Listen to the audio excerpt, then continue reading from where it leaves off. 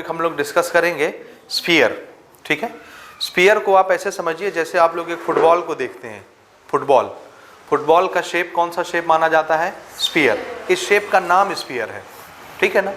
हम लोग कॉपी में जब स्फीयर को बनाते हैं कॉपी में, तो स्फीयर और सर्कल एक जैसा दिखता है। समझ आया?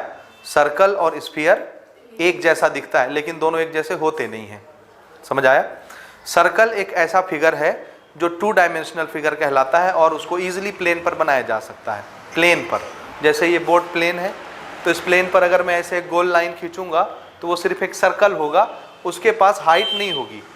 लेंथ ब्रेथ तो होगा, लंबाई भी होगी, चौड़ाई भी होगी, लेकिन ऊंचाई नहीं होगी, हाइट नहीं होगी। समझ आया? लेकिन एक स्फीयर जैसे एक फुटबॉल के पास लंबाई चौड़ाई भी होती है और ऊंचाई भी होती है, हाइट भी होती है। फुटबॉल चौड़ा भी होता है ना। 3 डायमेंशन में उसको बनाया जा सकता है, 2 डायमेंशन में रिप्रेजेंट नहीं किया जा सकता। ठीक है ना। तो हम लोग आज के लेक्चर में यही सीखेंगे कि स्फीयर के मेजरमेंट कैसे किए जाते हैं, उसके सरफेस के मेजरमेंट, उसके एरिया के मेजरमेंट, उसके वॉल्यूम का मेजरमेंट कैसे किया जाता है, जैसे हमने बाकी के फिगर्स के मेजरमेंट देखे। समझ आया? ठीक है ना। तो जब भी स्फीयर शब्द आए तो आपके दिमाग में किसका इमेज बनना चाहिए? फुटबॉल का। समझ आ गई बात? किसका? फुटबॉल का। तो मैं डायरेक्ट फॉर्मूलेशन पर आता हूं और फॉर्मूले हम लोग डिस्कस करते हैं कि इसके फॉर्मूले कैसे बनते हैं। ठीक है ना। यहां तक समझ आया? तो वही फॉर्मूले हम लोग डिस्कस करेंगे जैसे बाकी के फिगर्स के लिए हम डिस्कस करते आए हैं, जैसे surface area, total surface area, volume. 3 फॉर्मूले ही हमारे बेसिक फॉर्मूले हैं। स्फीयर के पास कितने सरफेस होते हैं? याद रखिएगा 1। कितने? 1। जैसे अगर हम सिलेंडर की बात करें तो सिलेंडर के पास एक ये वाला सरफेस होता है कर्व, एक टॉप का और एक बेस का, 3 सरफेस होते हैं। तो तीनों जोड़ते हैं तो टोटल सरफेस बनता है। ये एक कर्व सरफेस, एक अलग से सरफेस है, इसलिए कर्व का कैलकुलेशन अलग से करते हैं। बाकी के 2 बेस जोड़ देते हैं जो कि सर्कुलर हैं, तो टोटल सरफेस बन जाता है। अब स्फीयर के पास एक ही सरफेस होता है। आप फुटबॉल के ऊपर हाथ फेरिए तो सिर्फ वो एक ही सरफेस गिनी जाएगी, 2-3 तो नहीं गिन सकते उसको हम ना, कर्व सरफेस सिर्फ। इसलिए स्फीयर के पास टोटल सरफेस और एक सरफेस, दोनों का मतलब एक ही होता है। समझ आया? एक ही सरफेस होती है, उसी को चाहो तो आप सरफेस एरिया बोल लो, कर्व सरफेस एरिया बोल लो, टोटल सरफेस एरिया बोल लो, कुछ भी नाम रख लो, एक ही सरफेस होती है स्फीयर के पास। बात समझ में आ गई? ठीक है। अब एक स्फीयर का सरफेस एरिया हम लोग कैसे निकालेंगे, इसको थोड़ा सा समझिएगा ना। अब फुटबॉल को कॉपी में बनाना थोड़ा सा मुश्किल काम है। समझने के लिए हम लोग उसका डायग्राम सर्कल की तरह बनाते हैं, सर्कल की तरह। ठीक है, लेकिन ये सर्कल नहीं है ना, इसके पास ऐसे हाइट भी होगी, बोर्ड से बाहर आएगा। समझ आया? This is sphere. स्फीयर है तो इसका पर्टिकुलर अपना कुछ रेडियस होगा, इसका अपना एक सेंटर होगा, जैसे ये दिस इज सेंटर, और इसका अपना कुछ रेडियस होगा r। समझ आया? This is sphere. ऐसे समझिए जैसे हमने एक फुटबॉल लिया हाथ में, फुटबॉल के अंदर बिल्कुल बीचों बीच हवा में, क्योंकि ऊपर भी जगह खाली, नीचे भी जगह खाली, इधर भी जगह खाली, इधर भी जगह खाली, फुटबॉल के ठीक बीचों बीच अंदर में एक पॉइंट कंसीडर करिए। उस पॉइंट को हम लोग स्फीयर का सेंटर मानते हैं। क्या मानते हैं? स्फीयर का सेंटर मानते हैं। ठीक है। अगर मैं उस सेंटर वाली लोकेशन में एक मोमबत्ती जला दूं या कोई भी लाइट का सोर्स वहां पर चालू कर दूं, तो उस सोर्स से जो लाइट निकलेगी वो किस डायरेक्शन में जाएगी? आंसर है, एक सोर्स से जब लाइट निकलती है, अगर हमारा सोर्स ल्यूमिनस सोर्स है, ल्यूमिनस, आपने ल्यूमिनस नाम सुना है? ल्यूमिनस एक ऐसे सोर्स को कहते हैं जिससे लाइट निकलती है तो हर डायरेक्शन में जाती है। हर डायरेक्शन समझ रहे हैं? कितने डायरेक्शन होते हैं हमारे यहाँ? टोटल 4। आपको लगता है 10 डायरेक्शन होती हैं? कितनी? हाँ, हमारे यहाँ फिजिक्स में 10 डायरेक्शन मानी जाती हैं। कितनी डायरेक्शन? 10। ठीक है ना। 4 आप जानते हैं और 6 आप नहीं जानते, वो हम बाद में कभी डिस्कस करेंगे। बहरकैफ डायरेक्शन कितनी होती हैं? 10। तो अगर हम स्फीयर के अंदर सेंटर में एक लाइट जलाएं तो उस लाइट की रोशनी कहाँ कहाँ जाएगी? सारे डायरेक्शन में। और ऑल डायरेक्शन का मतलब क्या? 10 डायरेक्शनों में। ठीक है ना। अब जिधर भी लाइट जाए, चाहे सामने जाए, चाहे ऊपर जाए, चाहे नीचे जाए, चाहे पीछे जाए, चाहे इधर जाए, चाहे इधर जाए, कहीं भी जाए, स्फीयर की जो बाउंड्री होती है, फुटबॉल का जो बाउंड्री होता है, वो बाउंड्री सेंटर से बराबर बराबर डिस्टेंस पर होता है। जैसे ये सेंटर है तो ये वाली बाउंड्री जितने डिस्टेंस पर होगी, ये बाउंड्री भी उतनी डिस्टेंस पर, ये भी, ये भी, ये भी, और ये दीवार जो ऐसी आई है, यहां से जब रेडियस ऐसे निकल के आएगी तो ये रेडियस भी उतनी ही होगी, यानी हर तरफ बाउंड्री का डिस्टेंस सेंटर से कैसा होता है, सेम। ये उसका रेडियस कहलाता है। बात समझ में आ रही? थोड़ा सा इमेजिनेशन करिएगा, क्योंकि इस फिगर को मैं आपको दिखा नहीं सकता। मैं इवन फुटबॉल भी लेके आ जाऊं तो भी आप अंदर का तो नहीं देख के समझ सकते ना, तो इसको आपको इमेजिनेशन ही करना पड़ेगा। बात समझ रहे हैं? ठीक है। सो ये होता है स्फीयर के साथ, ठीक है। अब चूंकि मैंने पहले ही बोल दिया कि स्फीयर के पास सिर्फ एक ही सरफेस होती है, एक सरफेस जहां आप हाथ लगा सकते हैं फुटबॉल के ऊपर, ठीक है। और ये सरफेस कैसी होती है, कर्व। तो इसका कर्व सरफेस एरिया कितना होगा, इसको ना स्फीयर के जितने कैलकुलेशंस हैं, मेजरमेंट्स, चाहे वो सरफेस एरिया निकालने के हों, चाहे वो वॉल्यूम निकालने के हों, ये सारे ऑब्जर्वेशन से निकाले गए हैं। किससे? ऑब्जर्वेशन। ऑब्जर्वेशन बोले तो एक्सपेरिमेंट करके। जैसे हम लोग कोन के लिए वॉल्यूम का फॉर्मूला जब बनाते हैं तो किससे बनाते हैं, एक्सपेरिमेंट करके बनाते हैं। हमको पता है कि एक कोन एक सिलेंडर को जिसका रेडियस ऑफ बेस बराबर होगा, हाइट बराबर होगी, तो एक कोन एक सिलेंडर को कितनी बार में भरता है, 3 बार में। इसलिए एक कोन का वॉल्यूम सिलेंडर के वॉल्यूम से कितने गुना छोटा माना जाएगा, 3 गुना, क्योंकि जब ये 3 बार भरता है तब सिलेंडर भरता है, तो सिलेंडर का वॉल्यूम कोन के वॉल्यूम से 3 गुना हो गया। इससे हमने कोन का वॉल्यूम का फॉर्मूला बनाया। समझ आया? इसी तरह से स्फीयर के लिए जितने मेजरमेंट बनाए गए, चाहे वो सरफेस एरिया के लिए हो, चाहे वो वॉल्यूम के लिए हो, हर एक मेजरमेंट एक्सपेरिमेंट करके बनाया गया है। हमने ऑब्जर्व किया, उसको रिजल्ट के तौर पर यूज कर लिया। समझ आया बात? तो पहले मैं आपको बताता हूं सरफेस एरिया का फॉर्मूला कैसे बनाया गया स्फीयर के लिए। समझ गए? तो सरफेस एरिया के फॉर्मूला के लिए हमने 2-3 तरह के एक्सपेरिमेंट किए। बहुत एक्सपेरिमेंट है हमारे पास, कईयों तरह के। उसमें से हर एक एक्सपेरिमेंट में एक ही रिजल्ट आता था, जो इसका सरफेस एरिया का फॉर्मूला बनता था। समझ आया? उसमें से 1-2 एक्सपेरिमेंट मैं आपको बताता हूं। ठीक बात। हमने क्या किया, इसका जो रेडियस है, एक स्फीयर लिया, फुटबॉल, ऐसे समझिए एक फुटबॉल लिया, मेटल का बना हुआ। किसका बना हुआ? हाँ, वो प्लास्टिक का या रबर का बना हुआ फुटबॉल नहीं ना, किसका बना हुआ? मेटल का। मेटल का बना हुआ हमने एक फुटबॉल लिया। ठीक है, ठीक है। अच्छा, इस फुटबॉल को रखा, इसका रेडियस मेजर किया। रेडियस मेजर कर सकते हैं कि नहीं? हम कर सकते हैं एक्सपेरिमेंटली। कैसे कर सकते हैं? हमको पता है कि यहां से अगर मैं लाइन खींचते जाऊं तो सबसे लंबी लाइन कौन सी होगी? डायमीटर। और डायमीटर कहां से जाती है? सेंटर से। समझ रहे हैं ना? तो हमने इसमें 100 लाइन खींची। जो लाइन सबसे बड़ी लाइन होगी वो क्या मान ली जाएगी? डायमीटर, क्योंकि डायमीटर से बड़ा कॉर्ड तो कोई नहीं होता ना। एक स्फीयर में, एक सर्कल में डायमीटर से बड़ा कॉर्ड कोई नहीं होता, तो हमको डायमीटर पता चल जाएगा। सबसे लंबी लेंथ डायमीटर होगी, उसको हाफ कर देंगे तो क्या मिल जाएगा? रेडियस। तो रेडियस मेजरेबल क्वांटिटी है कि नहीं? नापी जा सकती है लैब में। ठीक, ये हमने नाप लिया ना। उसके बाद इसका रेडियस जितना पता चला, सेम रेडियस ऑफ बेस का हमने एक सिलेंडर बनाया। यानी इसका जो रेडियस है, सेम रेडियस का एक सिलेंडर बनाया। रेडियस कहाँ होता है सिलेंडर में? बेस में। तो हमने एक ऐसे बेस का सिलेंडर चुना जिसका रेडियस इसी के बराबर होना चाहिए। समझ आया? तो यहां पर हमने एक सिलेंडर रखा ऐसे।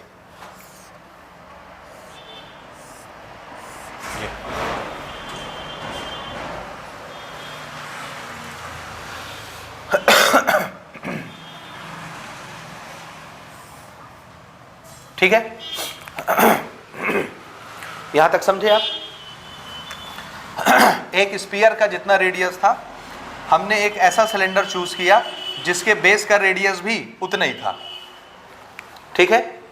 अच्छा, सिलेंडर के पास हाइट भी होती है, तो हमने एक ऐसा सिलेंडर चूज किया, उसकी हाइट इतनी रखी जितनी इस स्फीयर की हाइट होगी। What is height of sphere? Diameter. समझ रहे हैं ना? यहां से ये रेडियस हो गया, इस रेडियस को डबल कर दीजिए, तो ये क्या बन गया? 1r 1r। This is 2r and 2r is diameter. तो डायमीटर क्या मानी जाती है? इसकी हाइट। ठीक है ना? तो जितना इसका डायमीटर था उतना हमने इसका हाइट रखा सिलेंडर का। बात समझे आप? ये ये वाली हाइट हमने कितनी रखी? डायमीटर ऑफ स्फीयर के बराबर। और डायमीटर कितना होता है? 2r। तो हाइट ऑफ सिलेंडर किसके बराबर हो गया? 2 टाइम्स रेडियस ऑफ स्फीयर के बराबर। इतनी हाइट का हमने सिलेंडर चूज किया। समझ आ रहा है? इसका बेस रेडियस इसके रेडियस के बराबर, इसकी हाइट इसके रेडियस के डबल के बराबर, यानी इसकी दोनों की हाइट एक जैसी होनी चाहिए। यहां तक समझे आप? अब हमने एक स्ट्रिंग लिया, स्ट्रिंग यानी धागा, क्या लिया? धागा, एक रस्सी, कुछ भी, ठीक है। अब एक रस्सी लिया और ये सिलेंडर उठाया। सिलेंडर की प्रॉपर्टी समझ रहे हैं ना, क्या प्रॉपर्टी है दोनों की?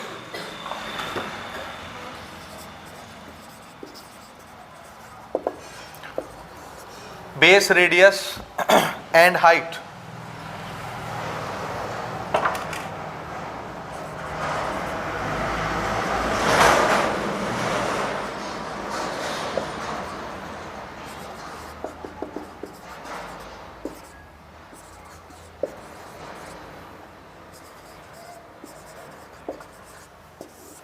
ठीक है, दिस इज द प्रॉपर्टी। दो फिगर ऐसे चूज किए, एक सिलेंडर एक स्फीयर, जिनके बेस का रेडियस सेम, जिनके दोनों की हाइट सेम, ठीक है। अब एक धागा हमने लिया, ठीक है, और ये सिलेंडर उठाया। सिलेंडर उठा के यहां से धागे को लपेटना शुरू किया, ऐसे सिलेंडर के चारों तरफ। ध्यान देना है कि धागा एक दूसरे के ऊपर ओवरलैप नहीं होना चाहिए, एक रास्ते से एक ही बार आना चाहिए और सटा हुआ होना चाहिए, बीच में गैप भी नहीं होना चाहिए। तो ऐसे हम धागा लपेट सकते हैं ना, लपेटते लपेटते लपेटते लपेटते हमने सिलेंडर के टॉप तक इस धागे को पहुंचा दिया। बॉटम से शुरू किया और धागे को लपेटते लपेटते लपेटते टॉप तक पहुंचाया, धागा तोड़ के रख लिया। अब इसमें पूरा सिलेंडर धागे से कवर हो गया, ढक गया धागे से, समझ आया? अच्छा ये बताइए, अगर मैं इसमें धागा लपेटना शुरू करूं तो ये धागा कहां पर लपेटा जा रहा है, कौन से एरिया को कवर कर रहा है? Curve surface area of cylinder पर लपेटा जा रहा है। पूरा कर्व सरफेस ढक गया, ढक गया ना। अब हमने इस धागे को खोल लिया, निकाल लिया, धागा होगा कुछ लंबा। अब ये बॉल उठाया, फुटबॉल, और फुटबॉल में उसी धागे को लपेटना शुरू किया नीचे से। यहां से स्टार्ट किया लपेटना, लपेटते गए लपेटते गए लपेटते गए, टॉप तक पहुंचे। और हमने देखा जितना धागा इस पूरे को कवर करता था, सेम वही धागा इस पूरे को भी कवर कर लेता है, एक भी जगह खाली नहीं दिखती। एक्सपेरिमेंटली करके हमने देखा कि दोनों के सरफेस में एक लेंथ का धागा काफी होता है, वही धागा इसके कर्व सरफेस को भी ढक लेता है और सेम धागा इसके कर्व सरफेस को भी ढक लेता है। तो क्या मतलब, दोनों का कर्व सरफेस कैसा होना चाहिए? बराबर। तो जो कर्व सरफेस का फॉर्मूला इसका होना चाहिए, सेम कर्व सरफेस का फॉर्मूला हम इसके साथ भी चिपका सकते हैं। ये चीज समझ में आया कि नहीं आया? आया। ये पहला ऑब्जर्वेशन था जिससे हमको पता चलता है कि curve surface area of cylinder किसके बराबर होता है? Curve surface area of sphere के बराबर होता है। समझ आया? तो इसको आप नोट करेंगे।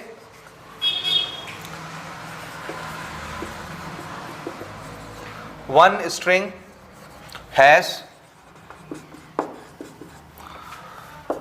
completely cover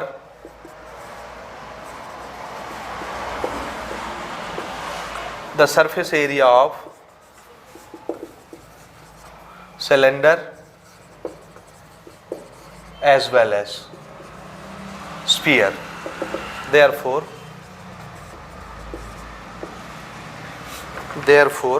curved surface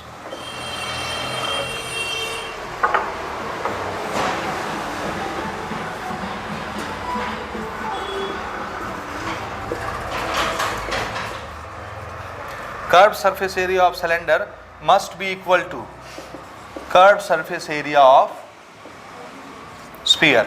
अब स्फीयर के इस सरफेस को आप चाहे कर्व सरफेस बोलो, चाहे टोटल सरफेस बोलो, या सिर्फ सरफेस एरिया बोलो। समझ रहे हैं ना? क्यों? क्योंकि उसके पास एक ही तो सरफेस है, दूसरी है ही नहीं। इसके पास तीन सरफेस है, तो एक का नाम आपको कर्व रखना पड़ेगा, एक का नाम आपको टॉप रखना पड़ेगा, एक का नाम आपको बेस रखना पड़ेगा। लेकिन इसके पास तो एक ही सरफेस है ना, उसको आप जो मर्जी वो बोलिए। ठीक है, ओके। तो दोनों का फॉर्मूला कैसे होना चाहिए? अगर एक रस्सी दोनों के कर्व सरफेस को बराबर तरह से ढक देती है तो दोनों का कर्व सरफेस एरिया बराबर होना चाहिए। समझ आया ये चीज? आया कि नहीं आया? आया। अब curve surface area of cylinder का फॉर्मूला क्या है? 2 पाई आर एच, यही है ना? तो इसका फॉर्मूला भी क्या होना चाहिए? हाँ, यही होना चाहिए ना। This is curve surface area of sphere, यही होना चाहिए। समझ आया ये? आया कि नहीं आया? आया। लेकिन हमारे स्फीयर में हाइट तो आती नहीं।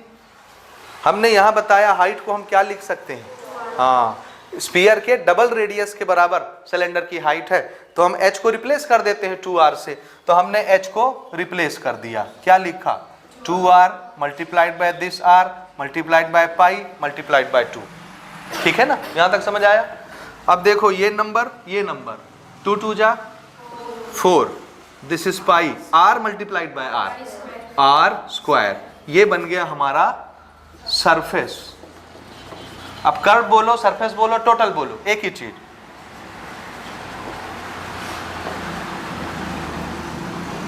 ये सरफेस एरिया ऑफ स्फीयर का फॉर्मूला क्या बना 4 पाई r स्क्वायर। ये चीज समझ आया। तो इसको मैं यहां पर नोट कर रहा हूं ना स्फीयर के लिए।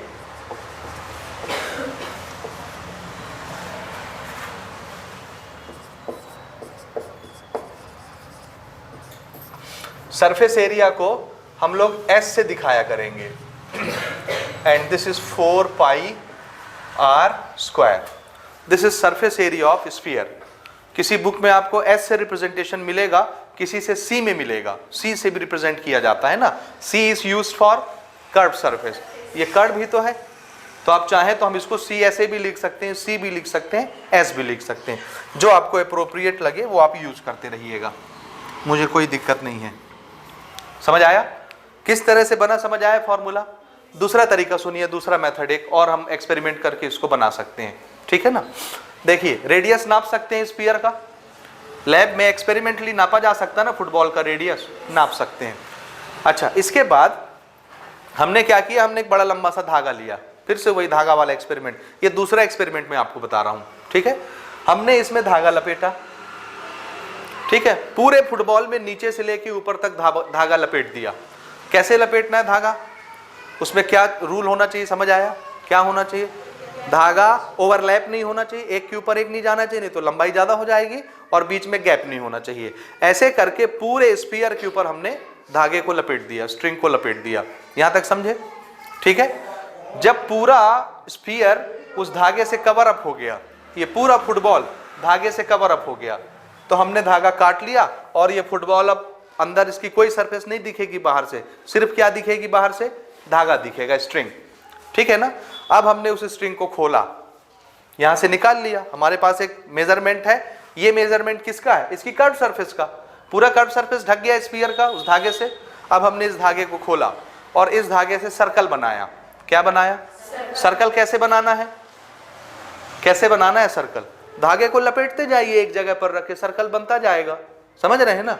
तो हमने इससे सर्कल बनाया, जो धागा इस पर लपेटा हुआ था उससे क्या बनाना है, सर्कल बनाना है। समझ आया। लेकिन जो सर्कल आप बनाएंगे उस सर्कल का रेडियस भी कितना होना चाहिए, जितना स्फीयर का रेडियस है। ठीक है ना। किससे बनाना है सर्कल, धागे से। तो हमने सर्कल बनाना शुरू किया ना। देखिए हमने सर्कल बनाया, ये धागा ऐसे लपेटा, ऐसे लपेटा, ऐसे लपेटा, और इसको लपेटते चले गए। बिल्कुल सटा सटा के, बनाने से बनेगा नहीं, लेकिन आपको मीनिंग समझ आ रही है कैसे बनाना है। धागा एक दूसरे से सटा होना चाहिए, बीच में गैप नहीं होनी चाहिए, समझ रहे हैं, और एक के ऊपर एक ओवरलैप भी नहीं होना चाहिए। बात समझ रहे हैं। हमने इस तरह से धागे को लपेटा, और लपेट के कितना लंबा सर्कल बनाना है, बोलिए कितना लंबा। जितना लंबा ये रेडियस r है, तो इसका रेडियस भी कितना बन जाए, r। इतना लंबा धागा हमको लपेटना है। तो हमने देखा, जब हमने r रेडियस के बराबर सर्कल बना लिया तो भी धागा बचा हुआ है। समझ रहे हैं, तो भी धागा क्या है, बचा हुआ है। तो ठीक है, बचा है तो दूसरा सर्कल बना लेते हैं। तो हमने फिर यहां से दूसरा सर्कल बनाना ऐसे शुरू किया, सेम रेडियस मेंटेन करते हुए ऐसे। ये वाला रेडियस भी कितना, r। उसके बावजूद हमने देखा कि धागा बचा हुआ है। ठीक है ना। तो हमने फिर तीसरा सर्कल यहां से ऐसे बनाना शुरू किया, ये सेम रेडियस मेंटेन करके। ठीक है, इसका रेडियस भी कितना, r के बराबर। 3 सर्कल बन गए, फिर भी धागा बचा हुआ था।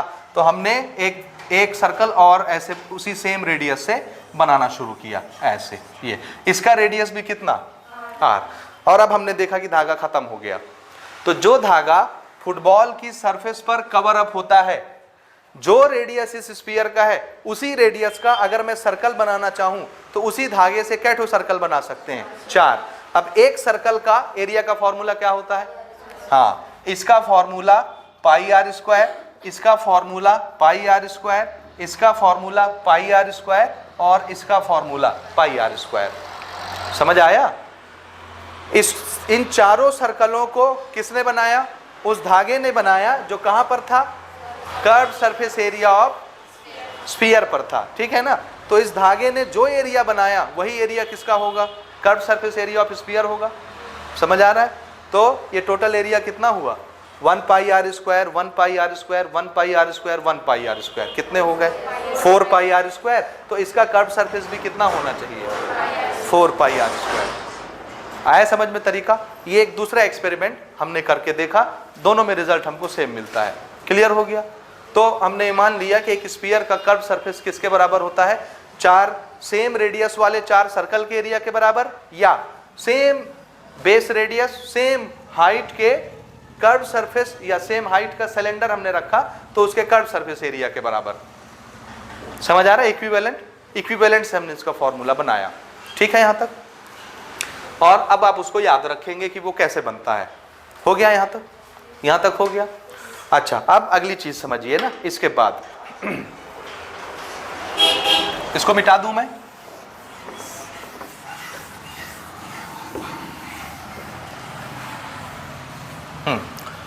अगली बात समझिए।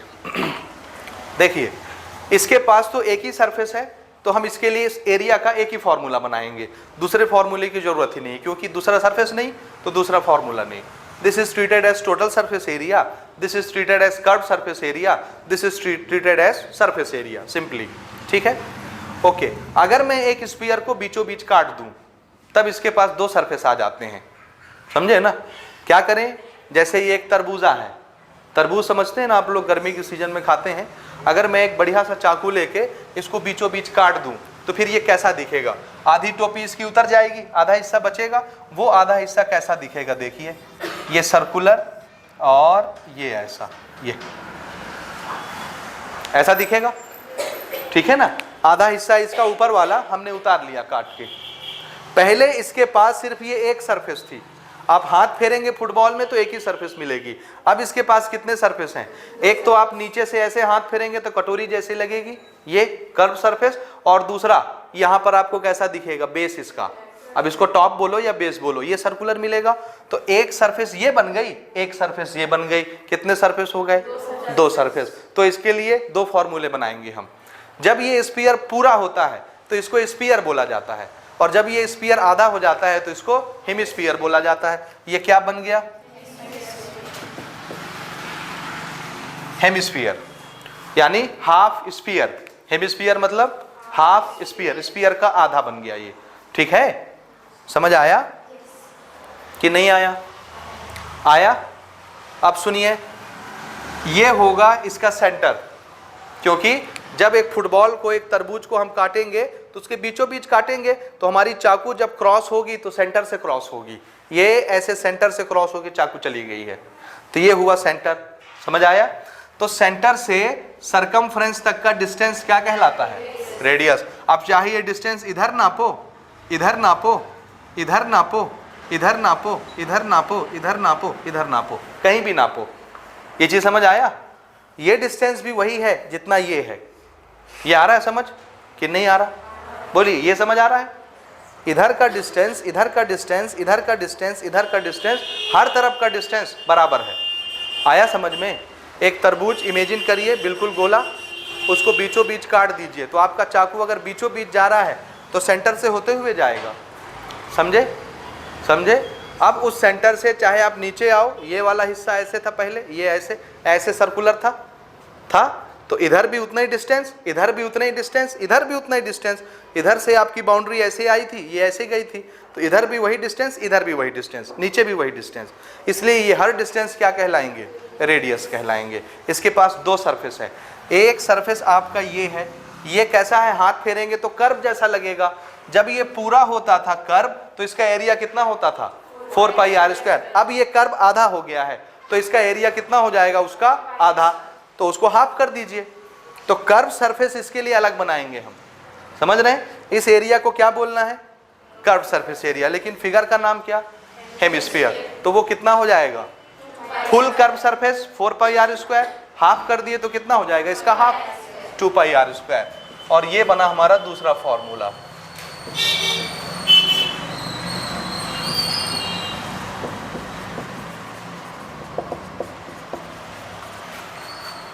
इसको मैं C लिख दूं, S लिख दूं, कुछ भी लिख दूं, and this will be 2 pi r square. ठीक है। तीसरा, चूंकि इसके पास दो सरफेस हैं, अगर मैं दोनों सरफेस जोड़ दूं तो क्या बनेगा, टोटल। इस सरफेस का एरिया कितना, ये गोल गोल, चूंकि ये सर्कल है तो सर्कल का एरिया कितना होगा, पाई आर स्क्वायर, और इस कर्व का एरिया कितना निकाले, 2 पाई आर।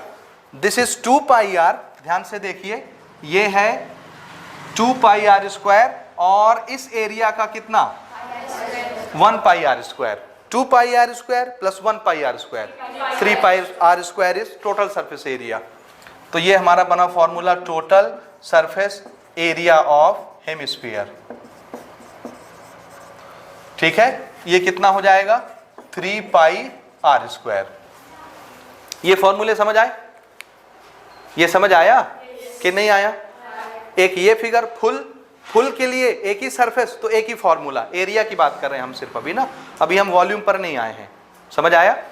हमने इस फिगर को हाफ कर दिया तो इसके पास दो सरफेस आ गए, इसलिए एरिया के दो फॉर्मूले बन गए। एक कर्व सरफेस का फॉर्मूला, चूंकि इस पूरे का हाफ है तो हमारे पूरे फॉर्मूले का हाफ हो जाएगा 2 पाई आर स्क्वायर, प्लस एक सरफेस और क्रिएट हो गई सर्कुलर, उसका एरिया पाई आर स्क्वायर, दोनों जोड़ दिए टोटल सरफेस एरिया हो गया 3 पाई आर स्क्वायर। ये एरिया के सारे फॉर्मूले हो गए स्फीयर और हेमिस्फीयर के लिए। ठीक बात। अब आइए वॉल्यूम पर, वॉल्यूम कैसे बनाएंगे, ठीक है ना, यहां तक समझ आया। मैं इसको रब कर दूं, उसके बाद हम वॉल्यूम पर डिस्कस करते हैं और फिर क्वेश्चन बनाते हैं। अगली चीज समझिएगा, वॉल्यूम ऑफ स्फीयर हमने कैसे बनाया, ठीक है ना, उसका फॉर्मूला कैसे बनता है, यहां तक समझ आया। देखिए, शुरू में हमने बात की थी जब हम लोग कोन का वॉल्यूम निकाल रहे थे, तो कोन के वॉल्यूम के लिए हमने सहारा किस फिगर का लिया था, सिलेंडर का। ठीक है, एक सिलेंडर जिसका रेडियस कोन के रेडियस के बराबर हो, बेस रेडियस के बराबर, और दोनों फिगर की हाइट बराबर हो, तो एक सिलेंडर को कितने कोन भर देंगे, पूरे 3 कोन लगते थे। 3 कोन फुल पानी भरेंगे तब जाके एक सिलेंडर फुल भरता है। समझ आया। तो एक सिलेंडर को भरने के लिए कितने बार कोन में हमको भर के डालना पड़ता था, 3 बार। ठीक है, इसी तरह से एक स्फीयर का भी हमने वॉल्यूम बनाया। ठीक है, तो इसके लिए हम फिर से कोन लेंगे, जैसे इसकी जगह पर सिलेंडर होता था तो हम 3 बार कोन में भर के डालते थे तो सिलेंडर फुल होता था। अब हमने स्फीयर भरना है, किसको भरना है, स्फीयर को भरना है, और फिर से हम कोन ले रहे हैं। क्या ले रहे हैं, कोन। याद रखिएगा, सिलेंडर भरने के लिए कितने कोन लगते थे, 3 कोन। स्फीयर भरने के लिए 2 कोन लगते हैं। एक्सपेरिमेंटली कितने कोन लगते हैं, शर्त क्या होगी कोन की, कोन के बेस का, बेस सर्कुलर होता है, बेस का रेडियस कितना होना चाहिए, स्फीयर के रेडियस के बराबर, और कोन की हाइट कितनी होनी चाहिए, स्फीयर के हाइट के बराबर, जैसे सिलेंडर के केस में हम करते थे। याद आ रहा है ये कि नहीं याद है। एक सिलेंडर भरना है तो जो कोन लेके हम भरेंगे उस कोन की हाइट कितनी होनी चाहिए, सिलेंडर के हाइट के बराबर। कोन के बेस का रेडियस कितना होना चाहिए, सिलेंडर के बेस के रेडियस के बराबर, सिलेंडर का केस। सेम स्फीयर भरना है तो ये दोनों चीजें तो कांस्टेंट रहेंगी। दोनों फिगर का बेस रेडियस कैसा होगा, सेम। दोनों फिगर की हाइट कैसी होगी, सेम। यहां तक समझ आया। अब सिलेंडर भरना है तो कितने कोन लगेंगे, 3 कोन, और स्फीयर भरना है तो हमने देखा कितने कोन लगते हैं, 2 कोन। तो 2 बार कोन में अगर मैं पानी भर के इसमें डालूं स्फीयर में तो स्फीयर फुल हो जाता है। इसका मतलब है एक स्फीयर का वॉल्यूम कोन के कितने वॉल्यूम के बराबर होता है, 2। ठीक है ना, 2 कोन के वॉल्यूम के बराबर होता है। समझ आया। तो हमने ना 2 कोन लिया। दोनों कोन के लिए कंडीशन याद रखिएगा, दोनों का बेस रेडियस सेम होना चाहिए। ठीक है, जितना रेडियस इसका है उतना ही रेडियस इसका, इन दोनों का होना चाहिए। दोनों का बेस रेडियस सेम होना चाहिए। समझ आया। दोनों कोन की हाइट कितनी होनी चाहिए, ये हाइट कितना होना चाहिए, स्फीयर के हाइट के बराबर। और आप जान रहे हैं हाइट को हम पहले भी डिस्कस कर चुके हैं, कितना होगा, this is r plus r diameter, this is the height of sphere, this is the height of cone, this is the height of cone. दोनों की हाइट कितनी कितनी होगी, समझ गए आप। ठीक है, जब मैं 2 कोन पानी भर के इसमें डालता हूं तब जाके ये भरता है। इसका मतलब है एक स्फीयर का वॉल्यूम 2 कोन के वॉल्यूम के बराबर होता है। समझ आया? ये लैब में करके देखा भैया हमने ना, एक्सपेरिमेंटल डेटा मैं आपको बता रहा हूं और इसी एक्सपेरिमेंट से हम इसका फॉर्मूला बना रहे हैं। अच्छा, इन दोनों का वॉल्यूम मिला के इस अकेले के वॉल्यूम के बराबर होगा। क्या फॉर्मूला होता है इसके वॉल्यूम का? 1/3 पाई आर स्क्वायर एच होता है। ठीक, मैं यहां पर ये लिख सकता हूं, volume of 2 identical cone. Identical का मतलब समझ रहे हैं ना? आइडेंटिकल यानी सेम रेडियस सेम हाइट। ठीक है, ये किसके बराबर होगा? Volume of 1 sphere. ठीक बात। 2 कोन का वॉल्यूम एक स्फीयर के वॉल्यूम के बराबर होता है। आप जरा वॉल्यूम ऑफ स्फीयर का फॉर्मूला बोलिए, क्या बोल रहे थे? बोलिए। 1/3 पाई आर स्क्वायर एच, ये होता है। देखिए 1/3 पाई आर स्क्वायर एच, ये एक कोण का हो गया, प्लस दूसरे कोण का 1/3 पाई आर स्क्वायर एच, ये किसके बराबर हुआ? Volume of sphere. यही होगा ना? होगा, ये होगा। अच्छा, यहां पर जो h यूज हो रहा है, ये h किसके बराबर है? तो हम यहां 2r रख देते हैं। ठीक है, 2r, this is 1/3 pi r square into 2r। समझ आया? ये उधर वो फॉर्मूला बन रहा है वॉल्यूम ऑफ स्फीयर। ठीक बात। अब यहां पर देखिए, ये 2 ऊपर है, ये 1 ऊपर है, 3 नीचे है। 2 × 1 2/3, 2 × 1 2/3, 2/3 इसमें भी, 2/3 इसमें भी है, पाई इसमें भी, पाई इसमें भी है ना? तो हम 2/3 और पाई क्या करें? कॉमन निकाल लें, या सिर्फ नंबर ही बाहर निकाल लो, बाकी को छोड़ो। तो हमने यहां से 2/3, यहां से 2/3 बाहर निकाल लिया। ठीक है, या एक काम करिए, नहीं बाहर नहीं निकालते ना, इसको हम डायरेक्ट ऐसे लिख रहे हैं। देखिए 2 पाई, ये 2 बाहर लिख लिया मैंने ना, तो क्या बचा? आर स्क्वायर और एक आर, कितना हो गया? आर क्यूब, और नीचे कौन है? 3 है। यहां भी 2 को मैंने बाहर लिखा, 2 पाई आर क्यूब, नीचे क्या है? 3। ये हुआ, नीचे 3 नीचे 3, एलसीएम कितना आएगा? एलसीएम आया 3। ऊपर हमको क्या ऐड करना है? 2 pi r cube, 2 pi r cube, 2 pi r cube plus 2 pi r cube, 4 pi r cube. ठीक है, so this is written as 4 pi r cube divided by 3। अब ये 3 आप चाहें तो पूरे के नीचे लगाए रखें, या आप चाहें तो उसको साइड में कर लें, अलग से नंबर एक तरफ कर लेते हैं। तो हमने नंबर एक तरफ कर लिया, 4/3 पाई आर क्यूब, और ये क्या बना? इधर से कौन आ रहा है? हाँ, वॉल्यूम ऑफ स्फीयर। ये फॉर्मूला बन गया वॉल्यूम ऑफ स्फीयर का, 4/3 पाई आर क्यूब। आया समझ कहां से आता है 4/3 कि नहीं आया? आया, और इसको यहां पर हमने नोट कर लिया।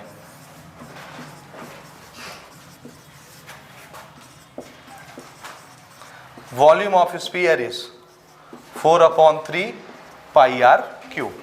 देख लो, ठीक है, बन गया है ना? तो एक पूरे स्फीयर का वॉल्यूम कितना होता है? 4/3 पाई आर क्यूब, आर का क्यूब आता है। अब हेमिस्फीयर बनाने के लिए हमने इसको क्या किया था? आधा काट दिया था। तो अगर इसका पूरा surface area 4 pi r square था, हमने आधा काट के हेमिस्फीयर बनाया, तो सरफेस एरिया आधा हो गया, हाफ। तो अगर इस पूरे स्फीयर का वॉल्यूम 4/3 पाई आर क्यूब है, तो आधा काट के अगर मैं हेमिस्फीयर बनाऊंगा तो उसका वॉल्यूम भी क्या हो जाएगा? आधा। तो इसको आधा कर दीजिए, तो हेमिस्फीयर का वॉल्यूम बन जाएगा।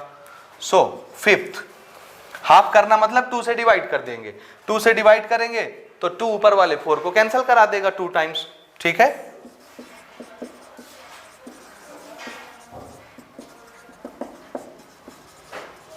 वॉल्यूम ऑफ हेमिस्फीयर कितना हो जाएगा?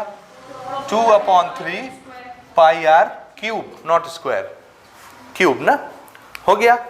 बस ये 5 फॉर्मूले स्फीयर और हेमिस्फीयर से रिलेटेड हैं। पांचों आपको समझ में आए कैसे बनाना है? ये समझ आया वॉल्यूम बनाने के लिए कितने कोण भरने हैं? 2, ठीक है। किसके लिए? वॉल्यूम ऑफ स्फीयर के। लेकिन वॉल्यूम ऑफ कोन के लिए एक सिलेंडर भरना है और कितने कोन लगेंगे भरने के लिए? 3 कोन, आइडेंटिकल कोन ना, जिसका बेस रेडियस सेम होना चाहिए सामने वाले फिगर से और हाइट भी सेम होनी चाहिए। समझ आ गया? ये है इसका फॉर्मूलेशन स्फीयर का और हेमिस्फीयर का। ठीक बात। तो अब हम लोग स्टार्ट कर सकते हैं इसके एग्जाम्पल और इसके न्यूमेरिकल्स जो भी हैं। तो ये नोट करें और क्वेश्चंस देखिए 1 बाय 1।